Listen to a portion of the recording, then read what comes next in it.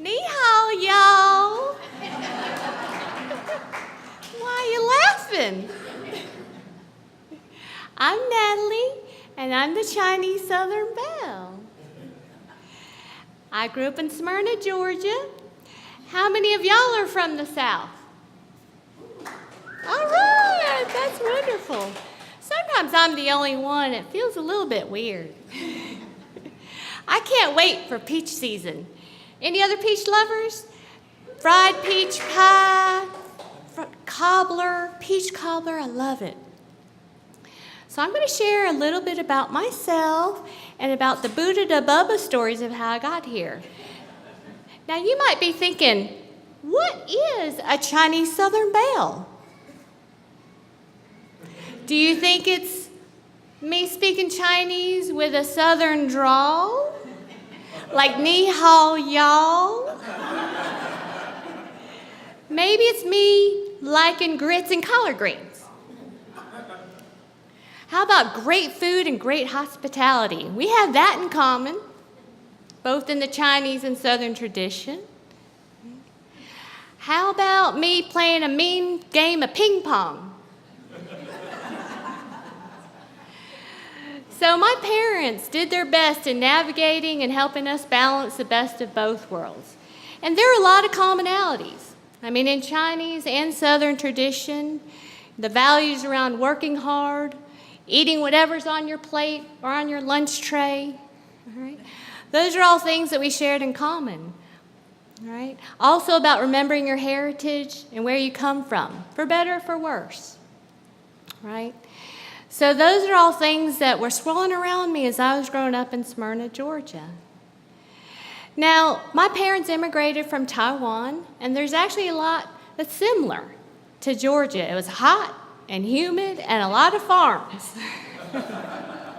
My parents also loved to play outside in sports, go fishing and hunting. So actually, we adapted really well to Georgia and the long hot summers and the good food. My sisters and I, we'd climb Stone Mountain all the time. We loved it. Little did we know about the controversy and those big Confederate carvings and the history of the cross burnings. We just had fun. It was our playground. And when we landed here, there were no other Asians around. It was just black and white. We had white friends, we had black friends, and we don't know where the Asians were. We kind of felt like panda bears in the concrete suburban jungle. Maybe they were all studying, just at home studying all the time, but we never saw them. Sometimes it felt like we had more in common with the black folks. We ate chitlins, we ate intestines, we had all kinds of different kind of food, pig ear salad that my friends really didn't want to know about. I played on a tennis team one time, and we traveled around the home host team, host the visitors, and they all were supposed to provide the food. Now, my match went long, and we were playing in Southwest Atlanta against an all-black team. My team is kind of like the We Are the World team. We have like every different kind of color and player on my team. So we were playing the other team, and my match went long into the third set. So when I came back to the picnic table, I was looking for some food, right? Well, they brought fried chicken, and I was really excited about that. Except when I went to go look for my favorite pieces of dark meat, the leg and the thigh, it was nowhere to be found. So somehow, everybody had taken all the dark pieces of chicken around, and it certainly weren't the white folks, all right? So those are some of the stories that I remember. And sometimes we weren't quite sure how we would fit in. I mean, when my dad came over here to attend as a scholarship student with Georgia Tech, he remembered bathrooms that were labeled white and colored. And he was like, I don't know what it means, and I don't know which one I should go into. And we found segregation posters in our first home. I don't remember it. It was before my time, but my dad remembers. But we enjoyed the South. We went fishing at Lake Allatoona. My sisters and I just loved the long summers, and we loved the peaches. But sometimes we didn't know how we would fit in. I was called names when I was growing up, chink, things like that, and other names. But we tried to make the best of it. I have an uncle that's self-proclaimed Chinese redneck. My Uncle Danny, he was like the little Tom Sawyer. My mom remembers growing up in Taiwan, they'd be in the countryside, and he would do little mischievous things like put little poop on the teacher's desk and have the grasshoppers fighting each other. He'd like always be looking up at the trees. My mom, as a little girl, would follow him around. Why are you always looking up at the trees? He's like, I'm looking for that perfect Y for my slingshot. So there's a lot that we had in common.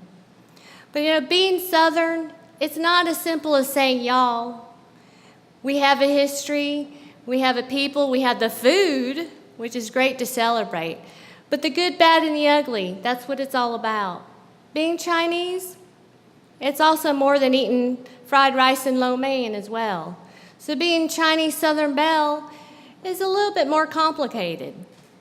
Folks from up north, people from LA, from New York, they think they have Southerners figured out. They think just saying a Southern accent or y'all is basically what it is, or buying $20 fried chicken now. They love our food, they love our cooking shows and our cookbooks, but they live in more segregated neighborhoods than we do. What's up with the Little Italy and the Chinatowns and the Jewish Quarter and all that? Right, so who's more about race and class, right? So it's a little bit more complicated than that, as we have a lot of hullabaloo around what to keep, what to replace, what to do with our history, what to do with our statues. I don't have all the answers. I don't think it's that simple. We probably have to go through some hard questions about who we are as Americans, who we are as Southerners, who am I as a Chinese Southern Belle. So my journey as a Chinese Southern Belle is just that. It's about how can we get along, how can we be healthier and stronger together, how can we be greater than the sum of our parts without losing our parts and still remembering where we come from, for better and for worse. So I want to thank the Goodness Gracious Show for letting me on and sharing my story. If you want to hear more about it, feel free to go to ChineseSouthernBelle.com. But we love events like this, and we're so glad that you came. Thank you.